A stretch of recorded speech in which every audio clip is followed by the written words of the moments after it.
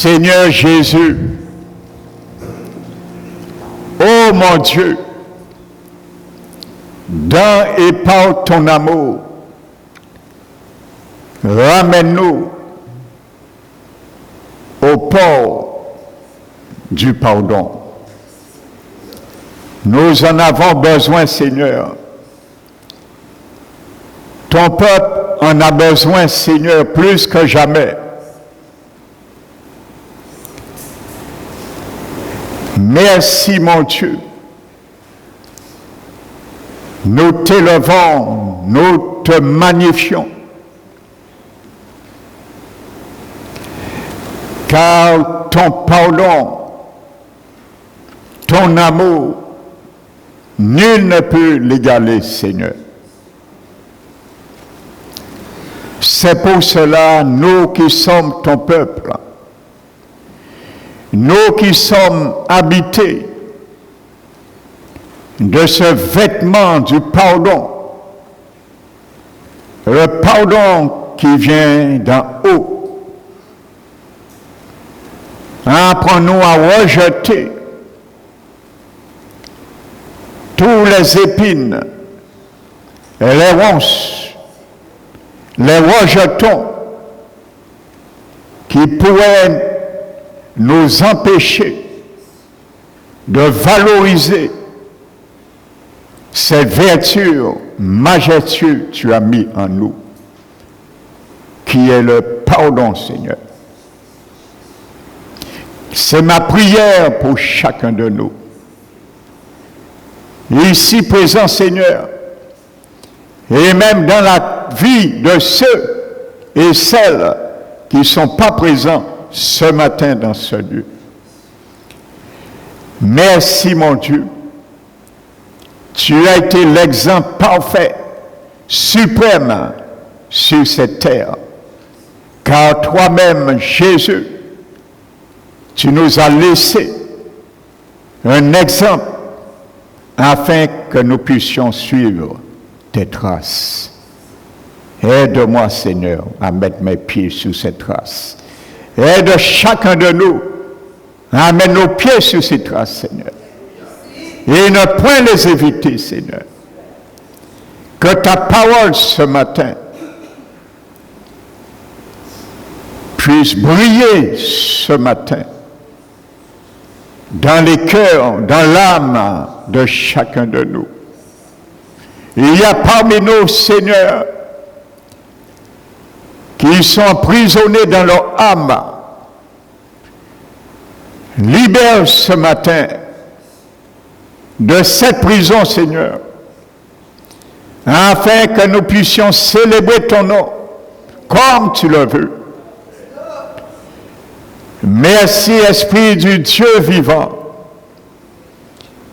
toi qui es là pour valoriser nos supplications.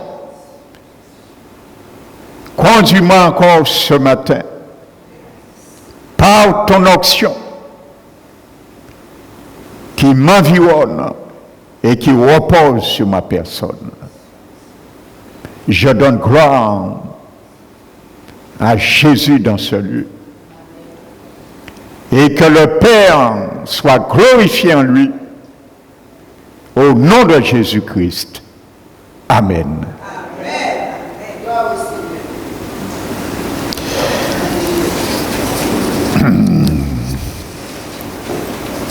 Je vous salue, frères et sœurs, chaleureusement, fraternellement, dans le nom du Seigneur. Amen. Donc nous allons continuer. S'il y a des visiteurs parmi nous, des invités, soyez les bienvenus et recevez la bénédiction du Seigneur. Je vais continuer la deuxième partie de ce message de dimanche dernier qui s'intitule Après, vous l'avez dit avant moi, l'arme fatale contre le divorce. Ça veut dire si beaucoup d'enfants du Seigneur utilisaient cette arme, on aurait gagné un grand gain au niveau des couples. Mais malheureusement, il faut le dire quand il faut le dire, parce que Dieu appelle toutes choses par leur nom. Vous savez, au niveau de la fidélité, bien souvent, en ce qui concerne le mariage, vous savez, le monde nous donne un exemple. Nous qui sommes enfants du Seigneur.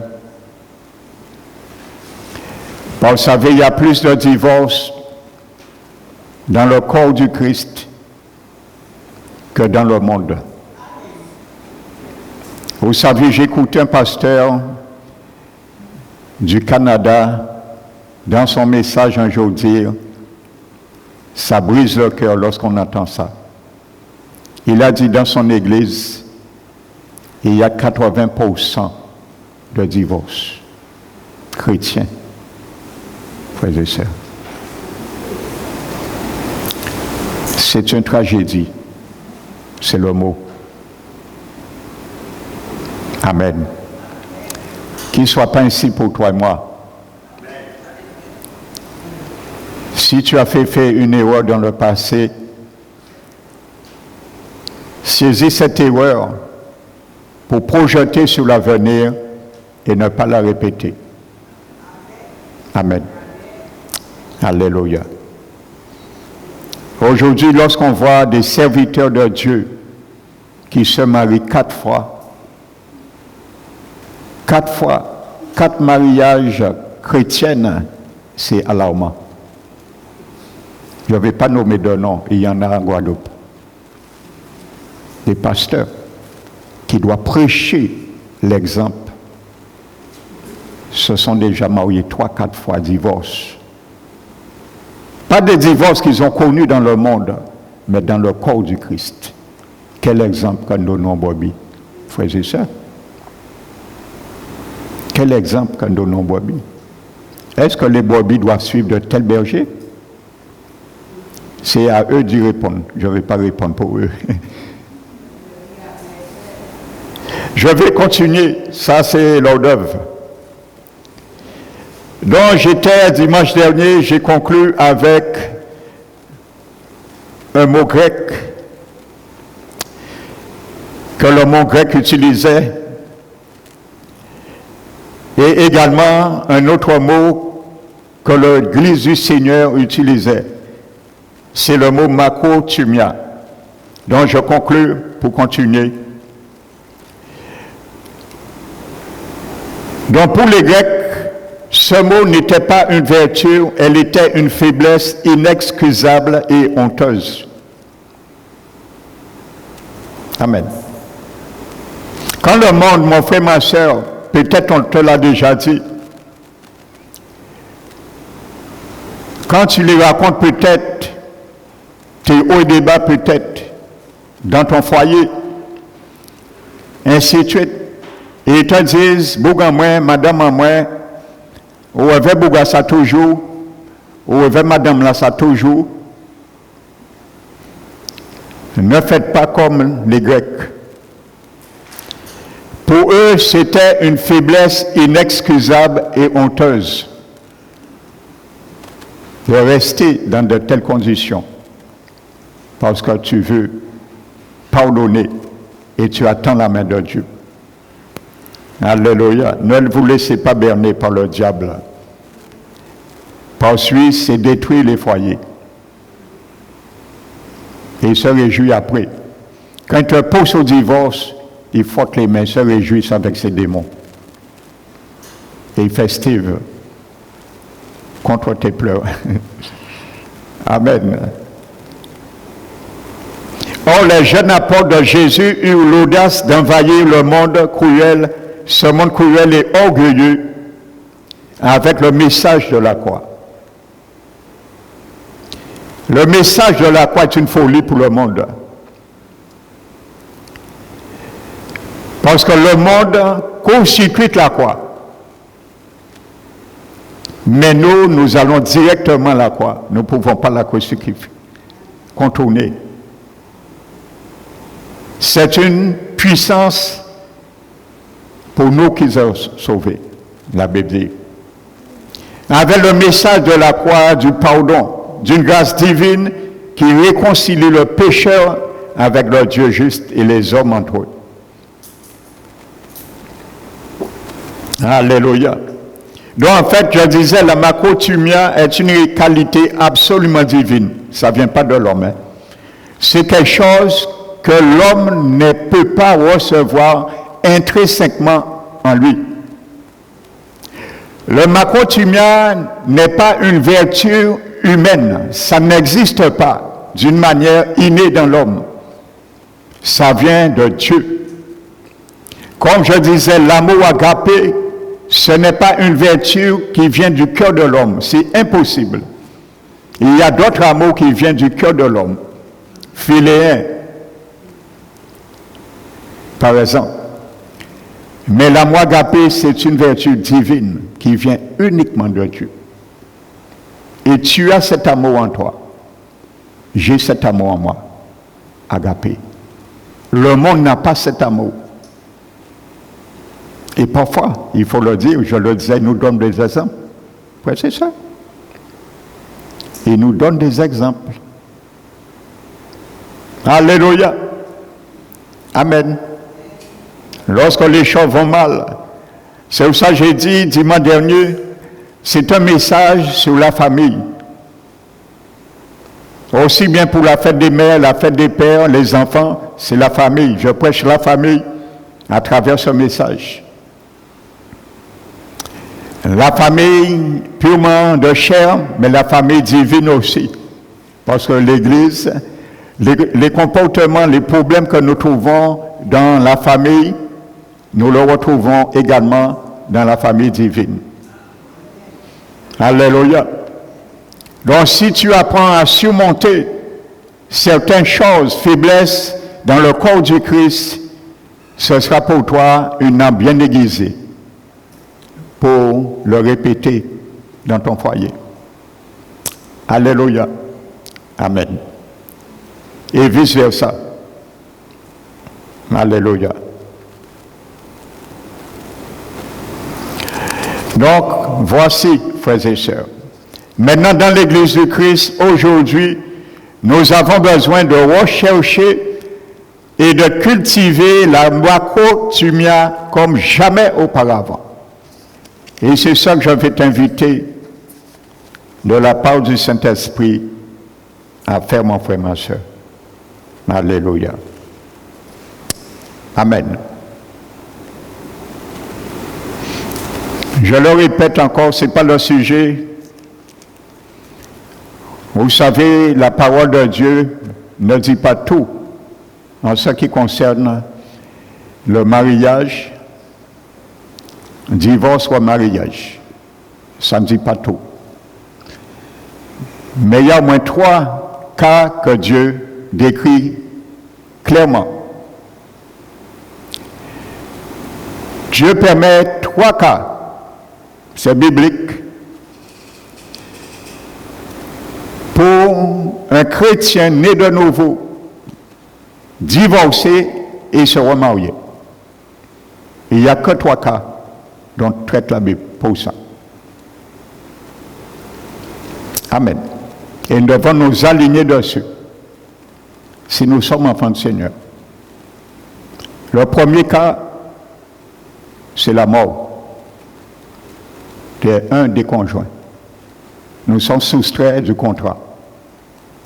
Amen. S'il y a la mort, un des couples, nous pouvons nous remarier, c'est normal. Premier cas. Deuxième cas, s'il y a l'adultère. Mais même dans ce cas, le Seigneur Jésus a mis un bémol. Et il a dit, malgré dans le cas présent d'adultère, si celui qui a été trompé pardonne Parce que Jésus a primé sur le pardon. Pardonne qu'il continue à vivre sans être divorcé. 2 cas. 3e cas, la Bible dit, s'il y a un couple qui était dans le monde, païen, maintenant qui vient au Seigneur, comme ça arrive, et un jour, un des deux se convertisse, la femme ou l'homme, et après un certain temps, ça ne va pas à cause du déchirement entre les deux religions. Parce que vous savez, tirer un monde catholique, frères et sœurs, à Pontiafert, hein, ça je peux vous le dire. Et je comprends les choses. Je ne les excuse pas, parce que j'étais aussi catholique. Mais il faut comprendre quelque chose, si vous ne le savez pas. Quand tu étais baptisé bébé, lorsque tu te baptises, on te met sur un autel dominant. Tu ne le sais pas. Ça veut dire que c'est un autel dominant pour t'envoûter. Moi, je te dis les choses. Aujourd'hui, même les prêtres catholiques qui se convertissent peuvent le dire. Il faut que les gens savent maintenant les choses qui se passent dans le secret, dans les ténèbres. Et lorsque le prêtre signe avec du cendre, avec le front de l'enfant, on t'envoûte et on t'attache à cet autel. Tu ne le sais pas. Et c'est pour cela, volontairement le font, c'est lorsque l'enfant grandit, il entend l'évangile, il ne pourra jamais quitter la religion catholique. Ça veut dire qu'ils sont voûtés quand on te fait baptiser bébé. Donc c'est pour cela, vous allez parler certains, ça va rentrer là, ça va sortir là. Ils vont vous dire, oui, d'accord, mais j'ai ma religion. Ils ne savent pas qu'ils sont établis sur un autel dominant. Ça, je vous l'apprends. Alléluia. Moi, depuis que je me suis converti, le reste de ma famille, frères et sœurs qui sont catholiques, lorsqu'ils m'invitent dans l'anniversaire, venez pour baptême, je leur dis carrément ma position. Je leur dis, je ne participe pas à ces abominations. Que ça les plaise ou pas, je ne viendrai pas. Baptême bébé, je ne sais pas là. Je fais valoir ma position. Qu'ils soient contents pas. Qu'il y aurait ni moins, ça ne va pas faire rien. Alléluia. Amen. Confirmation ou renonce, c'est la même chose. Je leur dis, il y a un seul renoncement que la Bible appelle, c'est ça. Renoncement à la chair et aux mauvaises œuvres. Mais ça qui est renoncement. Ça, je viens de te féliciter quand tu vas accepter Jésus en renonçant au vieil homme. Ça, la Bible parle de ce renoncement. Alléluia, mais pas confirmation, renonce, et ainsi de suite. Alléluia. Lorsque nous sommes détachés, nous ne devons plus être esclaves de ces choses, de la tradition des hommes. Amen. Et je finis, je disais le 3e cas. Maintenant, l'inconverti. Regardez bien, la Bible ne dit pas le converti. Bien souvent, c'est l'inverse qui se fait. Dans un couple mixte, il y a un qui s'est converti et l'autre dit, bon, à un moment donné, en image avec la religion, là, foi, là, ou pas qu'à pas côté vers moi, ou pas qu'à courir carnaval vers moi, ou pas qu'à y en boîte de nuit vers moi, alors moi, en cas de divorcer. C'est l'inconverti, la Bible dit, qui doit prendre la décision de divorce, non le converti. Amen. Et à ce moment, la Bible dit, s'il veut divorcer, qu'il s'en aille. Le mot grec est traduit par s'en aille, qui se sépare, c'est divorce. Il est libre. Et à ce moment, le converti ou la convertie chrétienne est libre du contrat. Si l'inconverti se remarie, divorce. Il divorce. Maintenant, celui qui enfante le Seigneur libre aussi de se remarier. Et il n'y a que ces 3 cas. Maintenant, il y a un 4e cas. Pour 2 chrétiens nés de nouveau. Aujourd'hui, ça ne va pas. Ça fait 5 jours que tu te lèves, tu ne me dis pas bonjour. Je vais divorcer. Je ne te comprends plus. Depuis quelque temps, ou pas fait manger là bien, quoi, mais quoi salé, il n'y a pas qu'à arriver. Alors qu'à divorcer. Je parle maintenant de 2 chrétiens. Les porte parle de 2 chrétiens.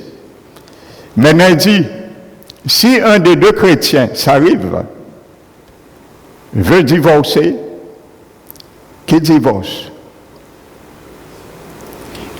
Mais que les 2 restent sans se remarier. Amen. Un couple chrétien, un des 2 prend la décision de divorcer. Et je glorifie le Seigneur qui a donné cette sanction. Parce que Jésus, c'est impossible. 2 chrétiens, un couple qui ont animé de son Esprit Saint, puis divorcer. Dieu a mis les choses impossibles et impitoyables pour nous. Qui demeurent sans se remarier, même s'ils sont divorcés 10 ans, tu vas subir.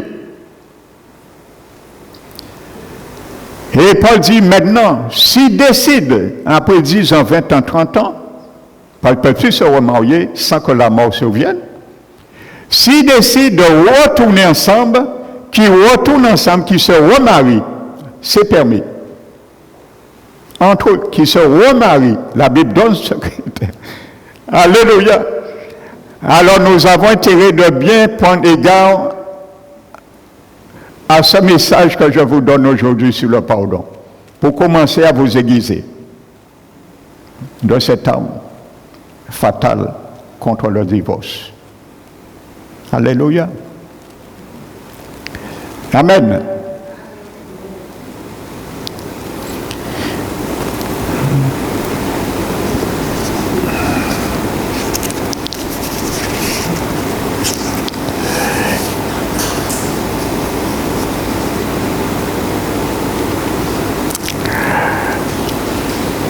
Parce que c'est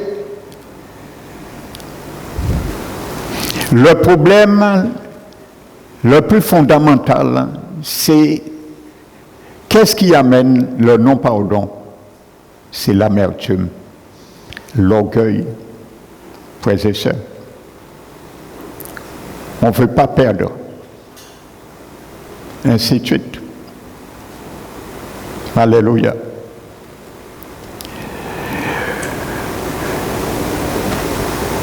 Vous savez, vous avez connu l'histoire de Joseph, un des fils de Jacob. Vous avez vu ce qu'il a subi,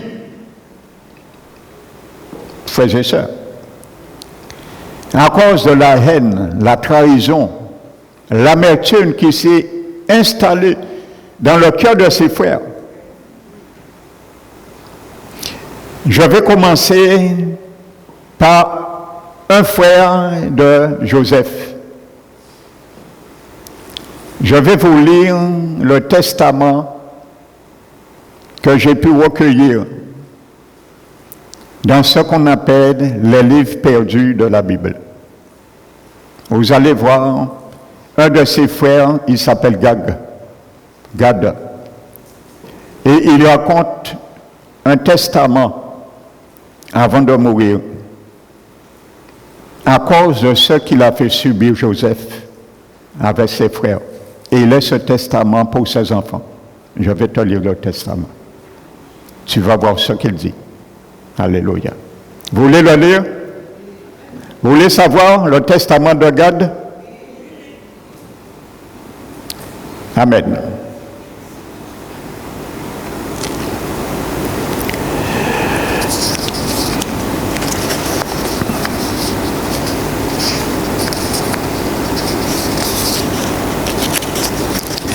Écoutez ce qu'il dit.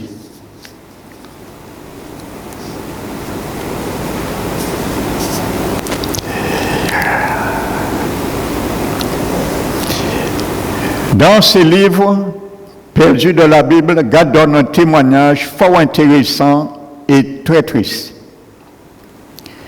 Il confesse son terrible péché de colère et d'amertume contre Joseph. La Bible ne le dit pas. Amen.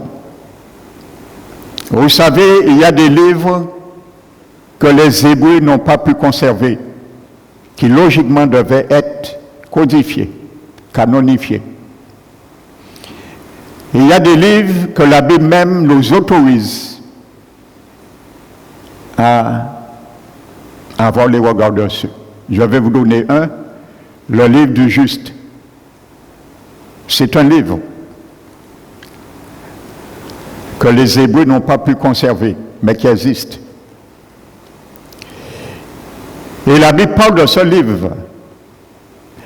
La Bible nous dit dans le livre, par exemple, de Chroniques, on parle de toutes les œuvres abominables du roi Jéroboam, qui sont écrites dans le livre du juste. Donc, voyez. Donc, la Bible même nous autorise à consulter certains livres, même s'ils ne sont pas canonifiés.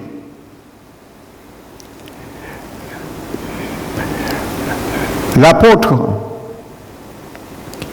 Jude nous dit,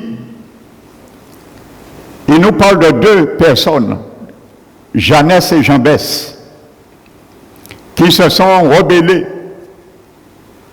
contre Moïse. La Bible dit. Mais aucun passage de la Bible nous parle ni de Jambès ni de Jeannès. Et à aucun moment, ils se sont rebellés contre Moïse. On ne le voit pas. Pourquoi Jude parle de Jeannès et de Jambès? Parce qu'il a consulté cela dans le livre du juste. Et dans le livre du juste, Jeannès et Jambès étaient deux sorciers, deux magiciens. Le livre du juste raconte ces deux hommes. C'étaient deux sorciers qui se sont opposés lorsque Moïse a changé le Nil en sang. Et ils ont imité la même chose. Donc c'était ces deux sorciers de Pharaon que Jude parle, Jeannès et Jambès, qui se sont révoltés contre Moïse. Alléluia. Donc je ferme la parenthèse. Alléluia. Donc il confesse son terrible péché de colère et d'amertume contre Joseph et il en donne la raison. Nous avons toujours une raison. Pour ça, oui. Oui, mais il m'a dit.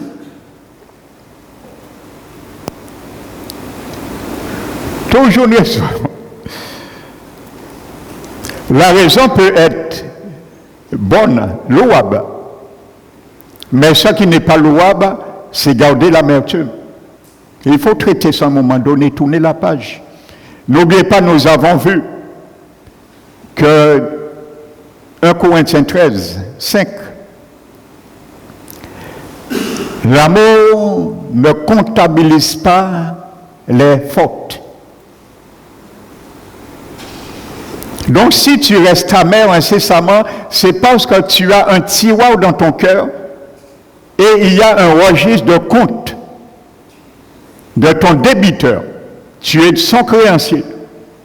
Mais n'oublie pas, Habakkuk 2,6 me dit, malheur à celui qui accumule ce qui n'est pas à lui. Quand tu accumules des offenses, des fautes, des torts qu'on t'a fait, tu accumules des choses qui n'est pas à toi. Garder l'amertume, comptabiliser les fautes, les offenses ne t'appartient pas. Donc tu accumules malheur à toi, qui accumule ces choses qui ne t'appartiennent pas. Les offenses dans ton cœur ne t'appartiennent pas. Traite ça avec Jésus. Et il dit ensuite, malheur à celui qui augmente le fardeau de ses dettes. Parce que tu es en train d'augmenter le fardeau de tes dettes. Plus que tu accumules ce qui ne t'appartient pas des dettes des autres, tu augmentes le fardeau de tes dettes. Et tu dois rendre compte un jour aux créanciers. Nous allons le voir dans la parabole de Matthieu 18. Et comment Jésus va traiter cela avec nous. Amen. Voici ce qu'il dit dans son testament. Gad. Il dit, or Joseph, mon frère, faisait paître avec nous le troupeau depuis plus de 30 jours, lorsque, en raison de son jeune âge, il fut très incommodé par la chaleur. Il retourna à Hébron auprès de notre père, qui le fit s'allonger auprès de lui, parce qu'il aimait beaucoup, déjà la jalousie. Vous voyez? Et Joseph dit à notre père que les fils de Zilpa et de Bila tuaient les plus belles bêtes du troupeau et les mangeaient sans le consentement de Ruben et de Juda. En effet, il m'avait vu arracher un agneau de la gueule d'un os, puis tuer l'os avant d'achever l'agneau, avec chagrin puisqu'il ne pouvait vivre. Et il nous avait vu le manger. C'est ça qui me mit en rage contre Joseph jusqu'au jour où il fut vendu. Nous l'avons vu dans Genèse le Paul, penchant ismaélite.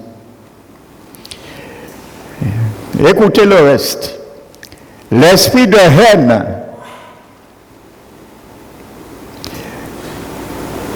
l'apôtre Jacques dit aux chrétiens nés de nouveau, celui qui hait son frère est un meurtrier. Tu verras où la haine peut te conduire. J'ai donné un exemple dimanche dernier. Comment une femme qui était pasteur, 35 ans, a tué par la haine son mari. Et elle s'est suicidée après. Et elle s'est retrouvée en enfer. À cause du non-pardon. C'est ça qui m'a mis en rage contre Joseph jusqu'au jour où il fut vendu. L'esprit de haine était en moi. Et je ne voulus plus ni entendre Joseph, ni le voir, car il nous reprochait carrément de manger des moutons du troupeau en l'absence de Judas. Vous voyez, pour rien, hein? L'amertume s'installe, ça perdure et ça vient se tourne converti en haine. Vous savez à quel moment Saül a commencé à haïr David? À quel moment? Le jour qu'il a eu un espoir, après avoir terrassé Goliath, le peuple a dit 1000 pour Saül et 10 000 pour David.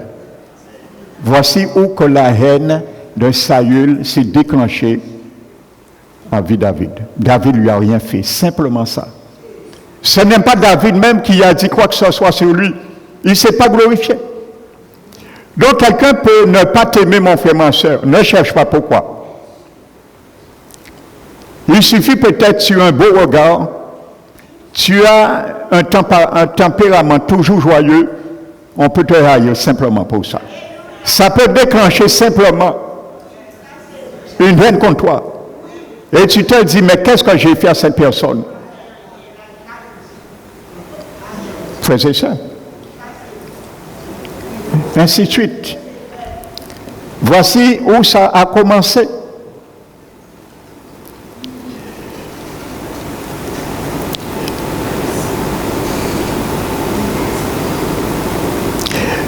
L'esprit de haine était en moi et je ne voulus plus ni entendre Joseph.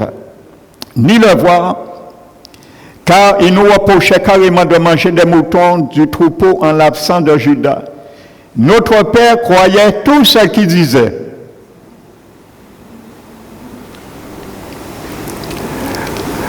Il y a des enfants, ils sont adultes. Jusqu'à maintenant, ils ont, je ne dis pas dire de la haine, de l'amertume, rancœur contre leurs parents. Ils n'ont jamais pardonné leurs parents. Simplement, peut-être parce que le papa ou la maman cajolait plus une sœur ou un frère de la famille. Ils ont gardé ça dans leur cœur. Frères et sœurs, et c'est venu dans la haine. Alléluia. Et il dit, toujours garde qui parle, et il dit, je confesse maintenant ma faute. Mes enfants, il parle à ses enfants maintenant. Vous savez, frères et sœurs,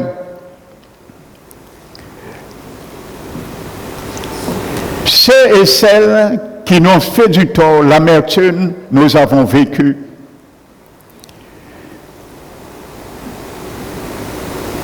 Ceux que Dieu a permis parfois, nous blesser parfois, peuvent être pour toi et moi un guide pour connaître mieux ton cœur et ton âme.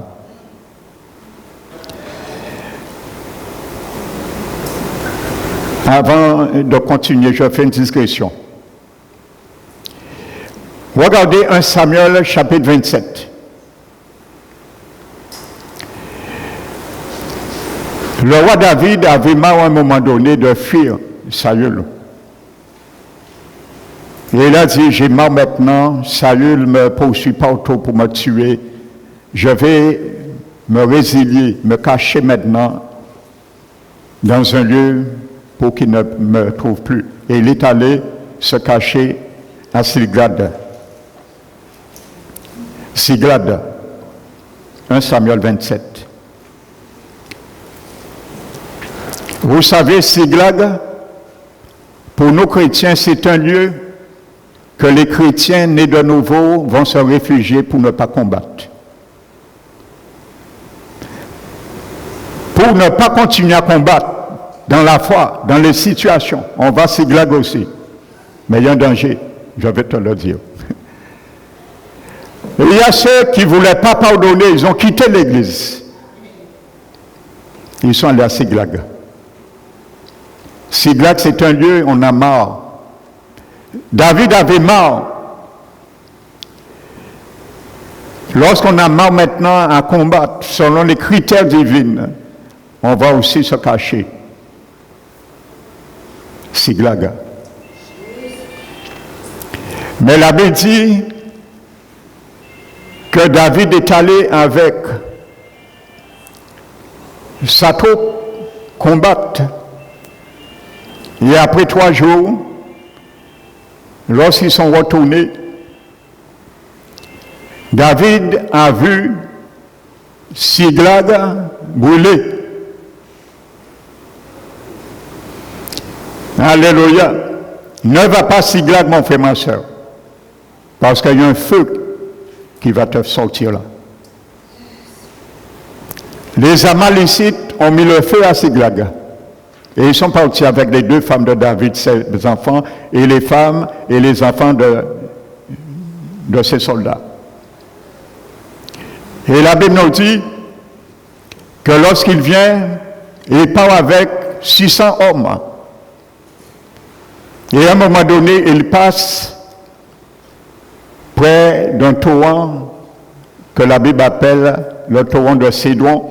Ça, c'est dans 1 Samuel chapitre 30. Et il y a 200 hommes qui restent là pour se désaltérer parce qu'ils étaient fatigués, ils avaient soif. Alléluia. Le Seigneur va nous amener aussi dans un torrent aussi. Je ne dirais pas de Cédron, mais de la parole. Pour pouvoir restaurer notre âme. aussi. Et c'est là qu'il voit un homme égyptien qui est là. Et l'homme dit qu'il est là, ça fait 3 jours où il n'a ni bu ni mangé. À ce moment, 2 viennent du roi David. Ils ont un homme, et David lui dit, « Qui es-tu? Et de qui es-tu? » Et il dit, « Je suis un enfant, fils égyptien, mais serviteur des Amalécites. » Alors il dit à David, « Nous avons fait une excursion dans le midi des Kérénétiens,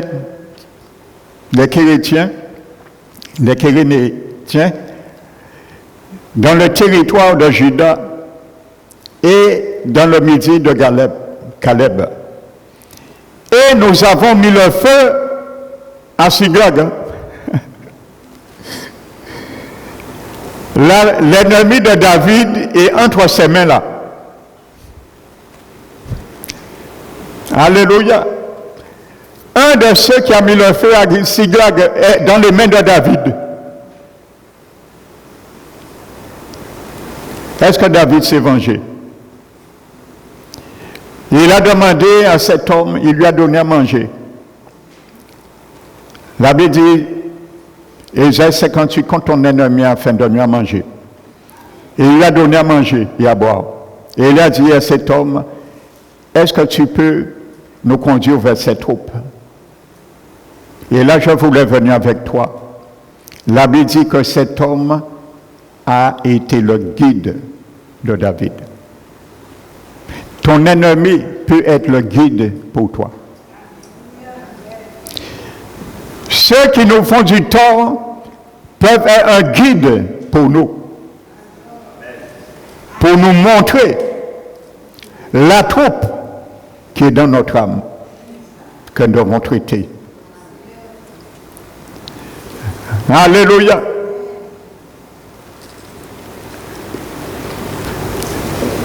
La Bible dit dans Éphésiens, Colossiens 2 plutôt, il dit, nous avons été circoncis, non d'une circoncision qui vient de la main des hommes, mais de la circoncision du Christ. Amen.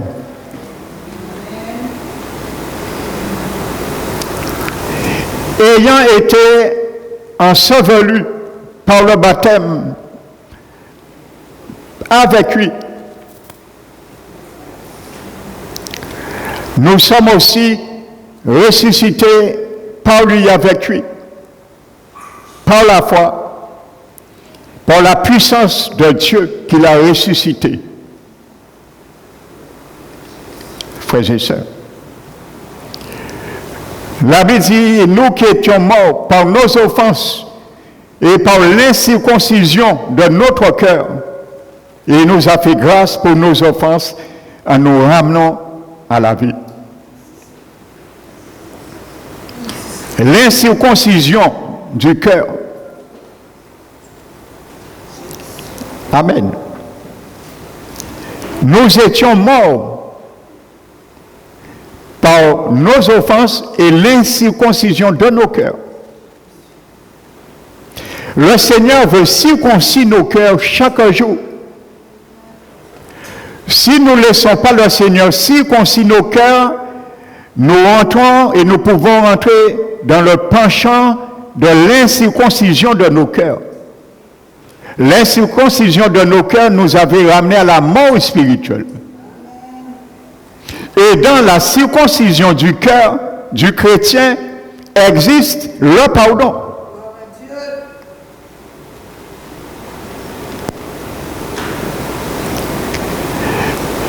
Il dit au chapitre 3 après,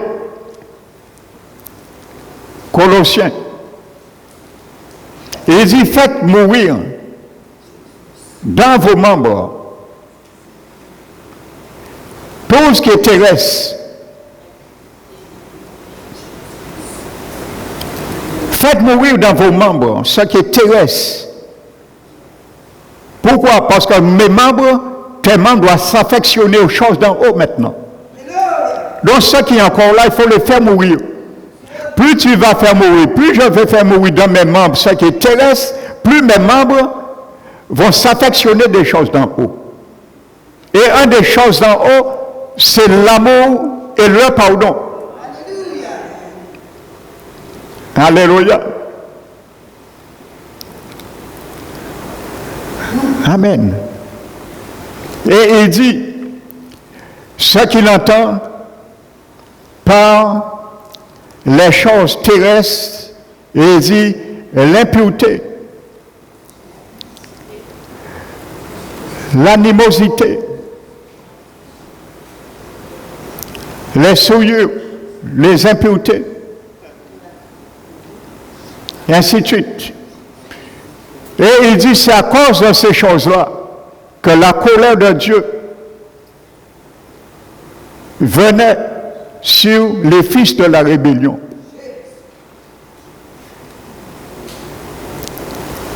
Amen. Et il dit, c'est ainsi que vous viviez avant, lorsque nous étions dans ce péché.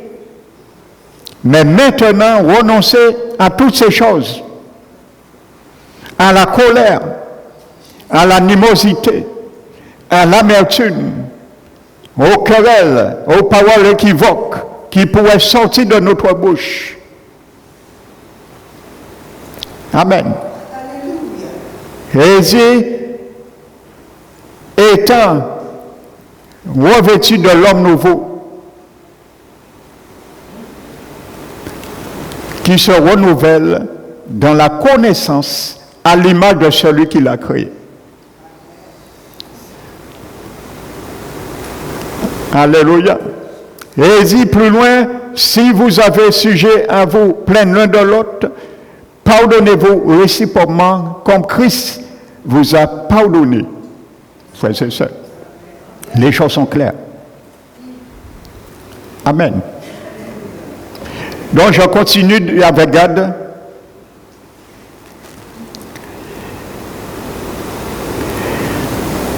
Parce que je le haïssais, il m'est arrivé souvent, je confesse maintenant ma faute, il dit, mes enfants.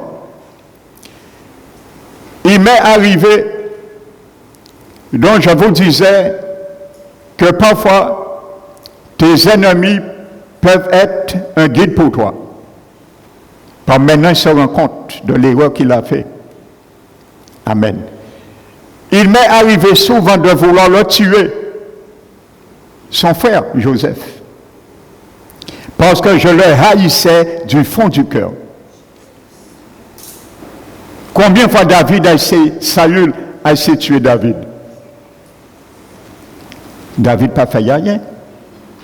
Parce qu'il y a eu bagarre David. Simplement ça. Frères et sœurs.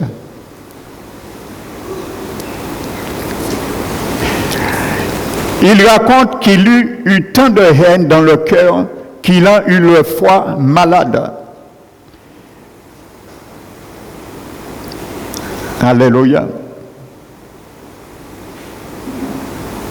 Quand les gens se départissent de leur prudence, ils perdent leur faculté de juger sainement.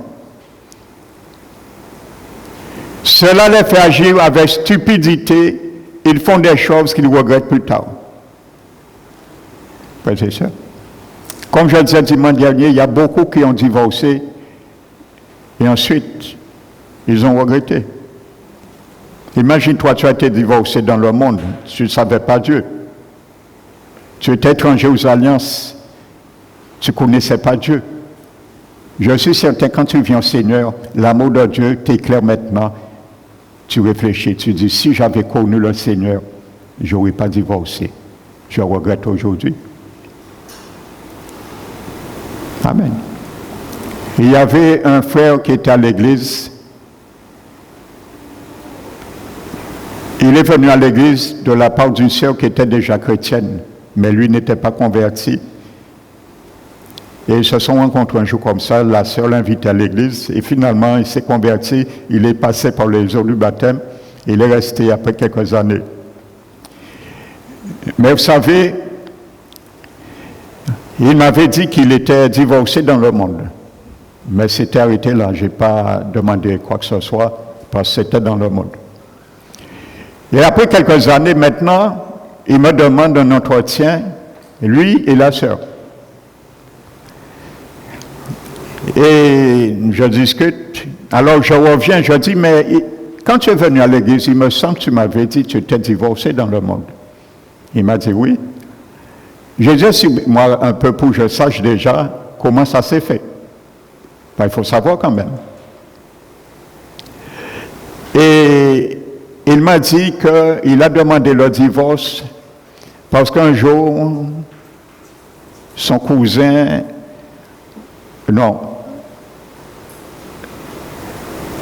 un voisin lui a dit, il voit son épouse le matin très tôt en robe de nuit, va chez son voisin qui est à côté. Alors je lui ai dit, est-ce qu'on t'a dit qu'on l'a vu? Parce que ça ne veut rien dire. J'ai dit, tu sais, la jalousie existe. J'ai dit, est-ce qu'on t'a dit une preuve, on a vu ton épouse, ainsi de suite. Il m'a dit non. Alors je lui ai dit, tu as cru à ça? Il m'a dit oui, et j'ai divorcé pour ça.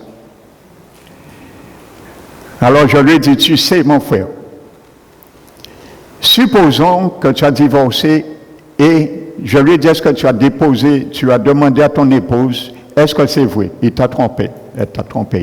Et il m'a dit oui, elle m'a toujours dit non. Je lui ai dit, mais pourquoi tu ne crois pas ton épouse et tu crois voisin? Elle te dit non et le voisin te dit, il la voit. Alors je lui ai dit, la preuve est plus solide dans la balance de ton épouse que ce que les voisins disent. Ils voient ton épouse. Et finalement, je lui ai dit, pour ta conscience, sois tranquille devant Dieu. Je te conseille quelque chose avant de t'envisager à épouser cette sœur. Va vers ton ancien époux. Je lui ai demandé, est-ce qu'elle est encore libre? Elle m'a dit non, il fréquente un homme, mais ils ne sont pas mariés. Je dis, va ranger ta situation avec elle.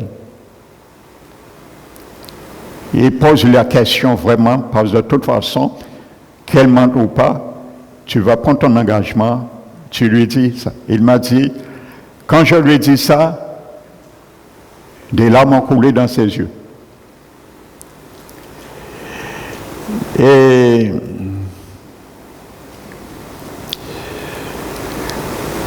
je lui ai dit, tu me donneras ce qu'il en était et on va reprendre la conversation. Mais j'ai appris après pourquoi il a pleuré. Parce qu'il avait déjà connu 2 divorces, mais il ne me l'a pas dit. Donc il est très bon de parler, frères et sœurs, c'est important. Et c'est resté comme ça. Et je lui ai dit parce que si, supposons que ta femme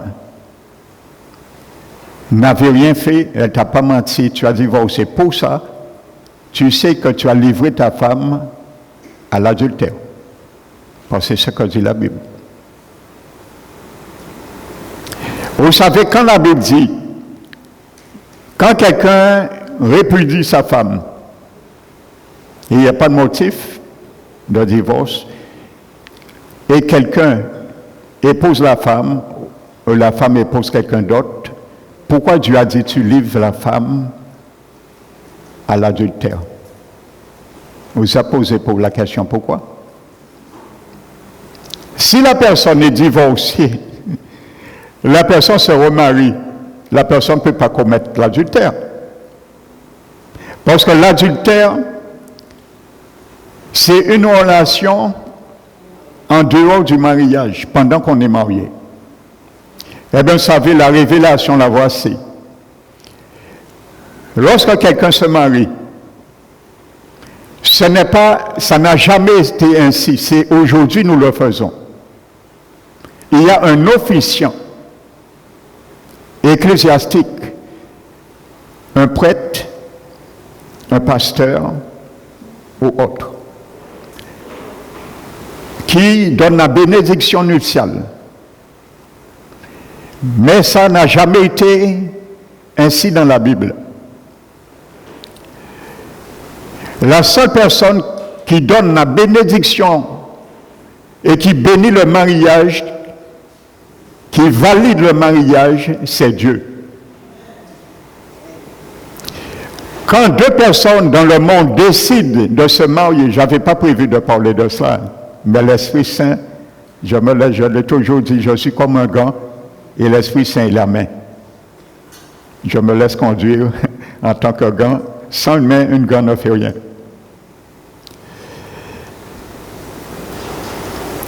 Quand deux personnes dans le monde, qui soient chrétiens, un couple chrétien ou non chrétien, du moment que les deux personnes suivent les conditions du mariage, le mariage est validé par Dieu lui-même au ciel et béni de Dieu. Amen. Parce qu'au jardin d'Éden, la personne qui a officié le premier mariage, il a fait le discours le plus court dans toutes les cérémonies nuptiales. C'est Dieu lui-même qui a fait le discours pour unir le mariage entre Adam et Ève. Voici ce qu'il a dit. Il a dit, l'homme quittera sa femme, son père et sa mère s'attachera à sa femme, ils deviendront seule chair. Et c'était fini. Voici le discours du mariage. La bénédiction nuptiale qui a été donnée par Dieu lui-même. C'est Dieu qui valide et qui bénit le mariage. Maintenant, il n'y a rien de mal pour la bénédiction nuptiale. Donc, il n'y a rien de mal dans ça. Mais je veux vous dire, c'est Dieu qui valide le mariage.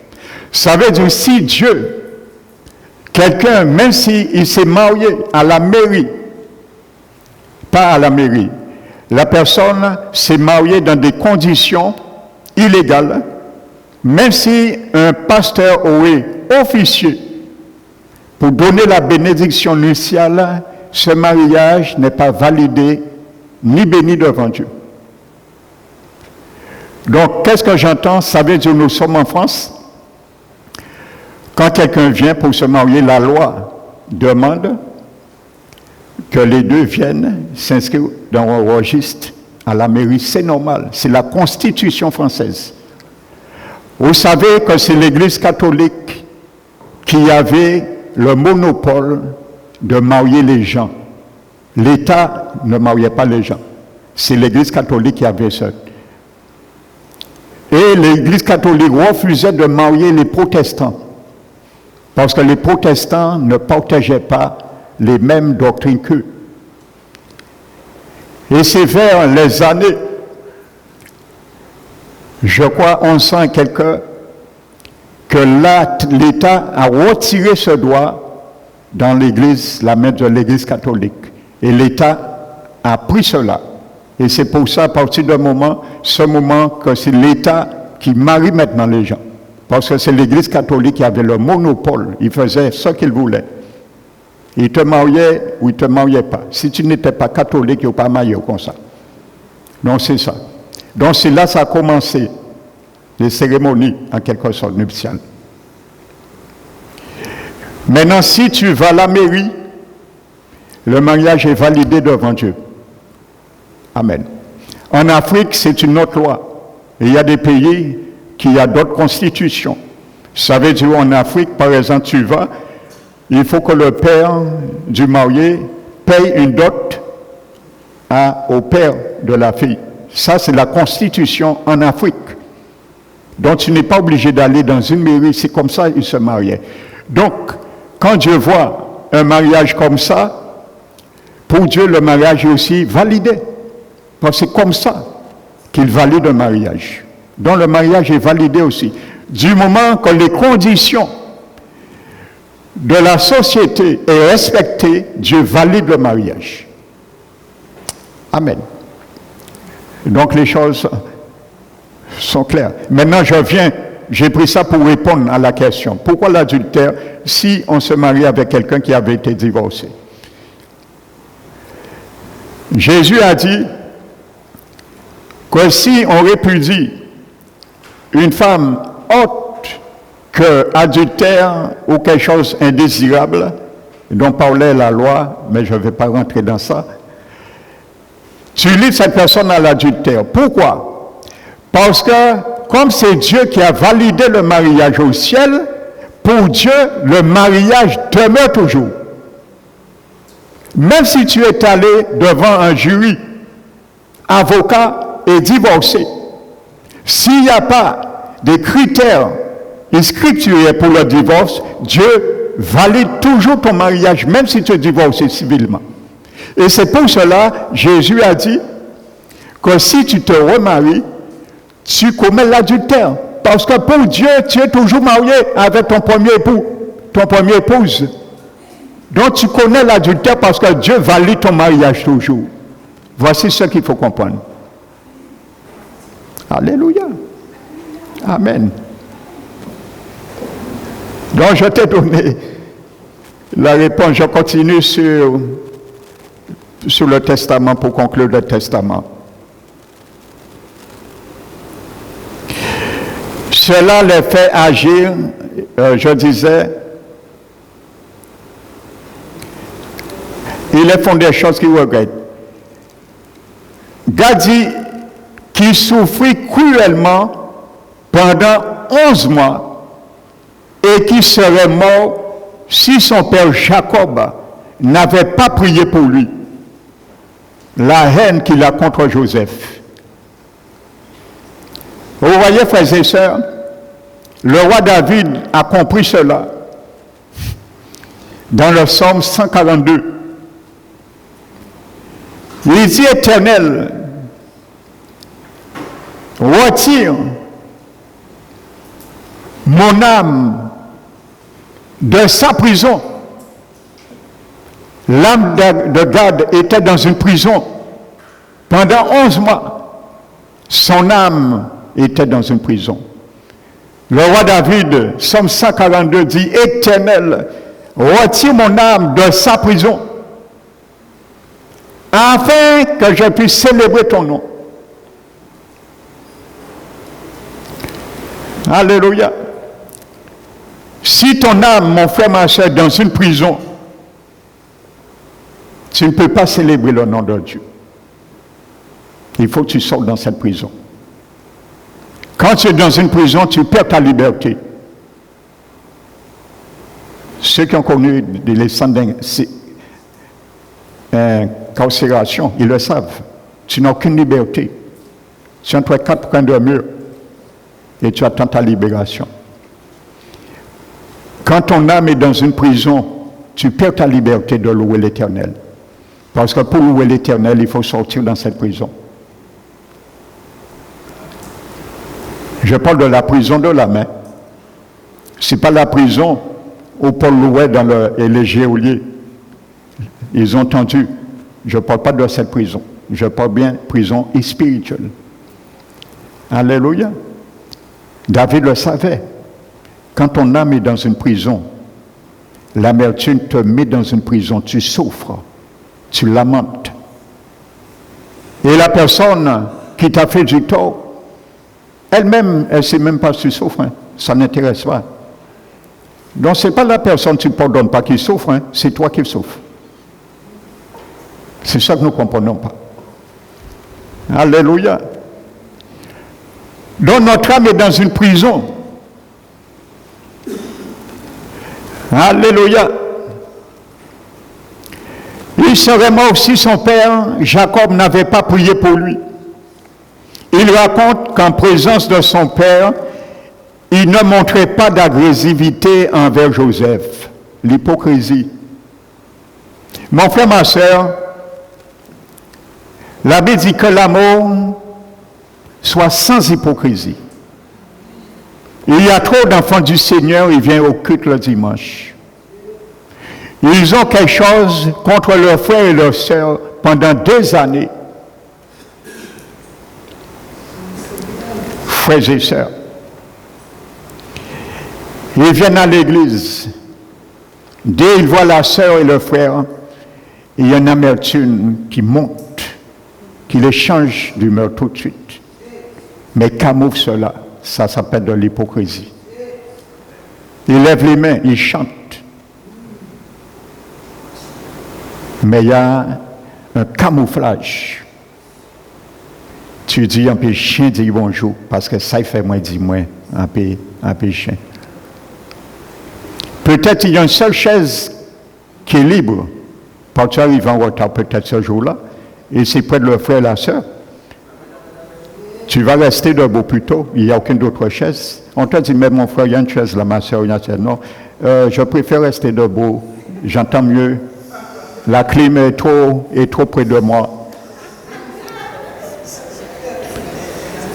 Garde, jouait l'hypocrisie. Il les maîtrisait en présence de son père, quand Joseph était là. La Bible dit que l'amour doit être sans hypocrisie. Frères et sœurs, si ton frère t'avait fait quelque chose, si tu étais allé directement dire mon frère, ma soeur, tu m'as dit ça, tu m'as fait ça, j'ai entendu, tu as dit ça sur moi, est-ce que c'est vrai? Ça serait arrêté là.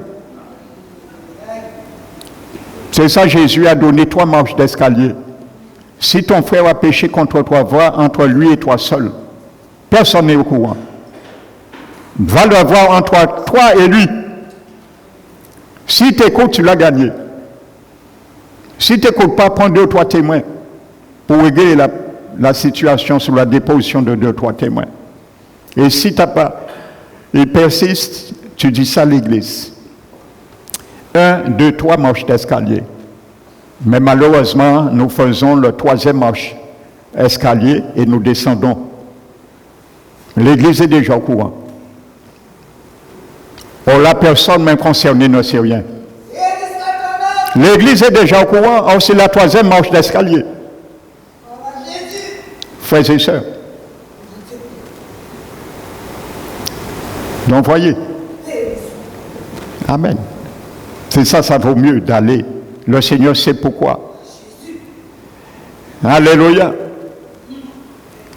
Et il dit, il ne montrait pas d'agressivité envers Joseph. Mais quand son absence, l'esprit de haine et de ténèbres le saisissait et tourmentait son âme. Quand Joseph était prêt avec le Père, il sait citer Zombitin si Joseph, papa là aimait Joseph. Mais l'agressivité, il se retenait. Mais il dit quand son père n'était pas là, la haine reprenait. C'est ça que ça passe dans les foyers, frères et sœurs. Il faut le dire. C'est ça, j'ai dit, ce message, c'est pour la famille. Ce n'est pas entre couples seulement, un conjoint. On trouve ça entre enfants et parents plus que jamais. Peut-être aujourd'hui, dans ce monde que nous vivons au XXe siècle,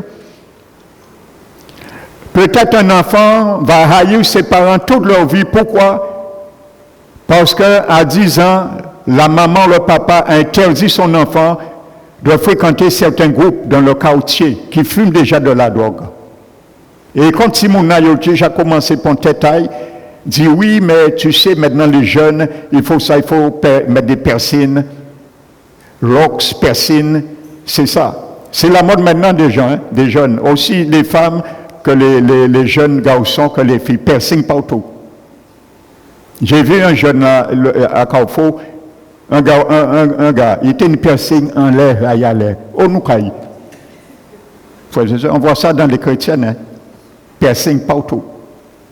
Mais, bon Dieu fait nous, nous fait qu'on bête.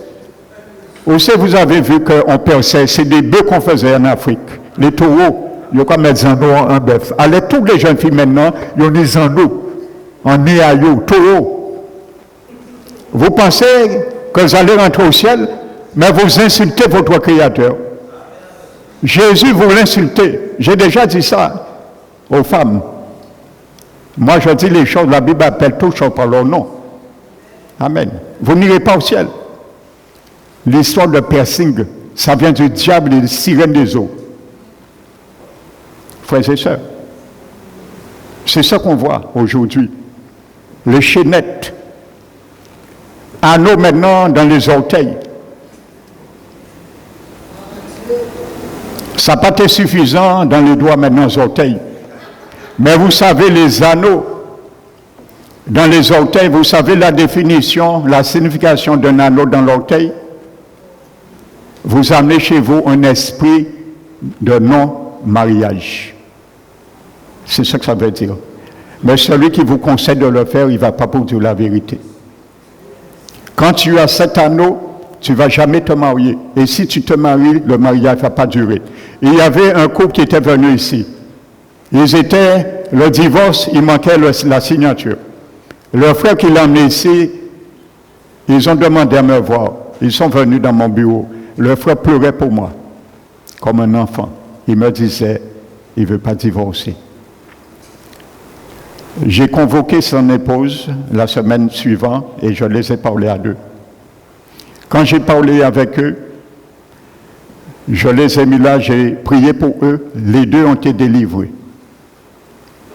Et quand ils ont été délivrés, ils se sont renoués. Ils ont quitté l'église, ils étaient dans la louange. Par amertume. Ils ont quitté encore, par amertume. Mais Dieu a restauré leur mariage. Et cette femme, cette sœur avait un anneau dans l'orteil. Eh bien, elle a compris, elle a retiré après. Frères et sœurs. Alléluia. Je ne vais pas raconter ce qu'ils m'ont dit en privé, parce que je n'ai pas le droit. Je garde la nomina, même ceux qui ont quitté l'église, qui me haïssent, qui me calomnient, ceux qui m'ont confié, je le garde. Alléluia. C'est une grâce que Dieu m'a faite. Amen. Alléluia. Donc je continue. Dans les choses du monde, on aime les choses du monde. Et lorsqu'on les parle de ça, ils sont fâchés. C'est pour leur bien, ils sont fâchés.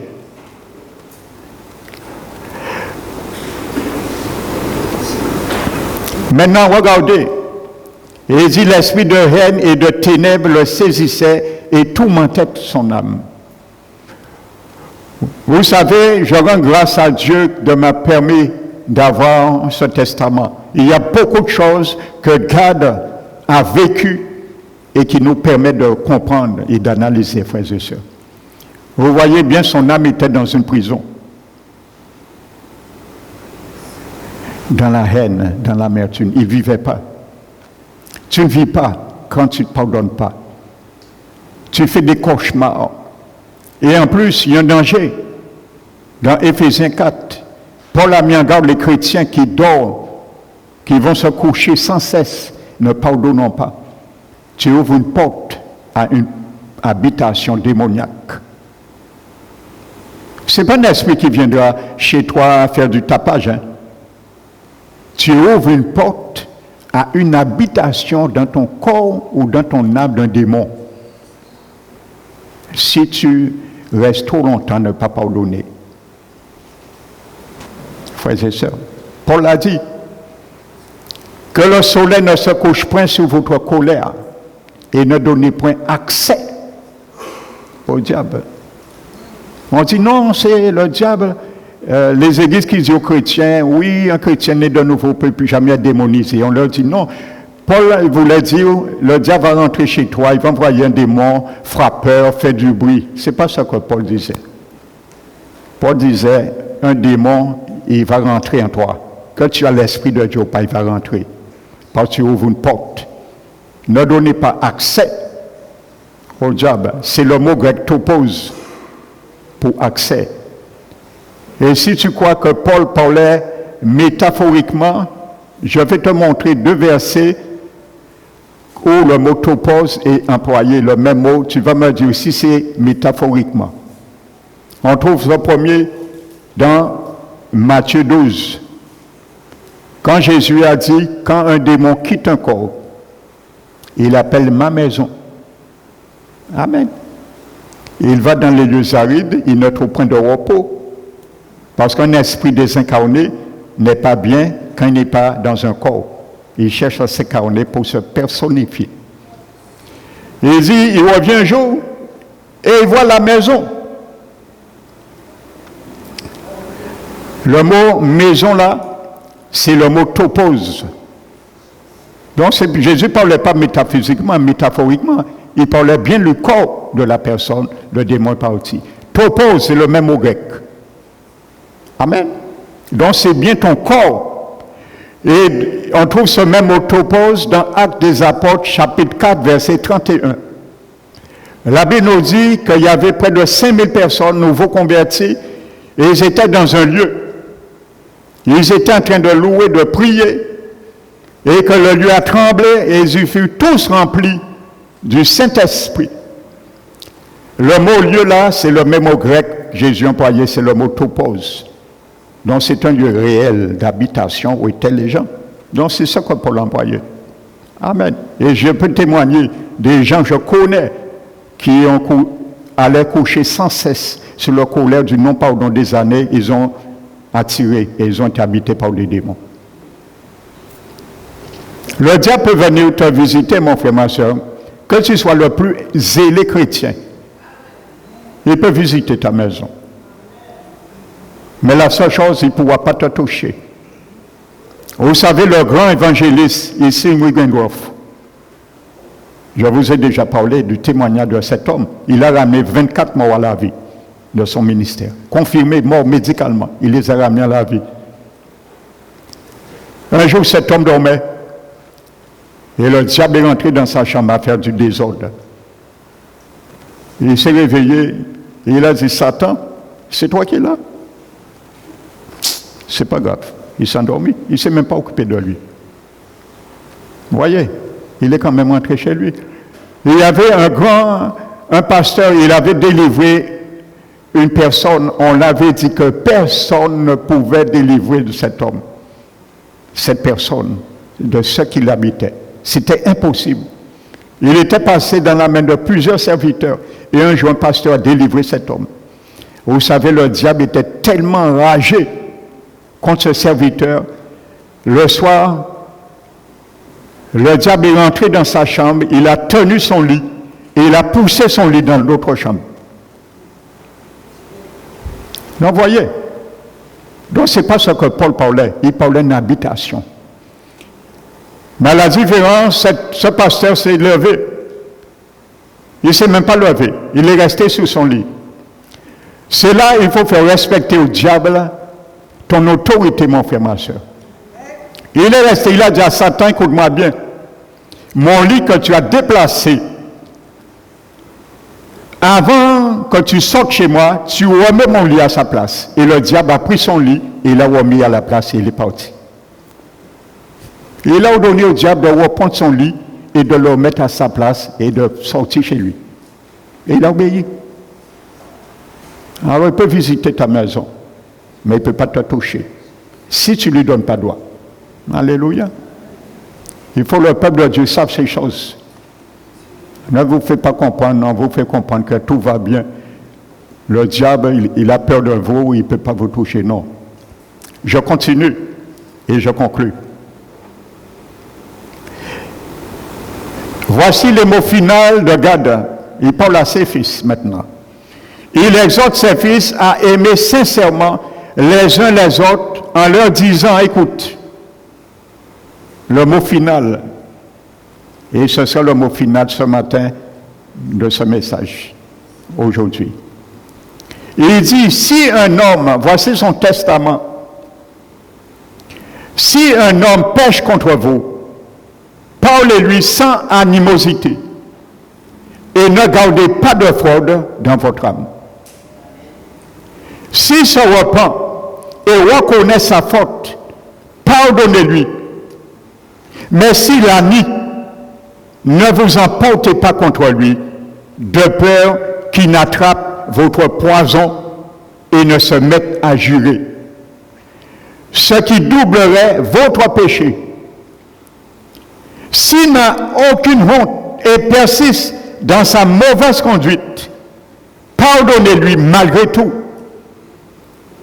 de tout cœur et laissez Dieu le soin de vous venger.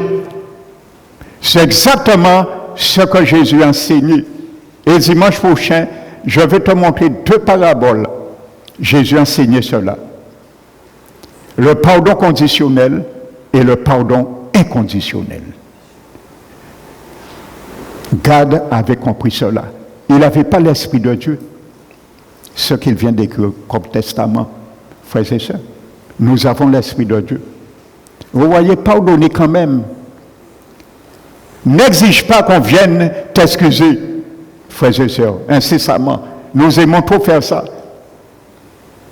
Paul a dit parfois, quand il y a des problèmes dans les couples, dans l'église, il dit c'est une honte. Vous allez voir des jurys pour répondre à vos problèmes, c'est une honte. Il dit pourquoi vous ne perdez pas un peu de vos raisons?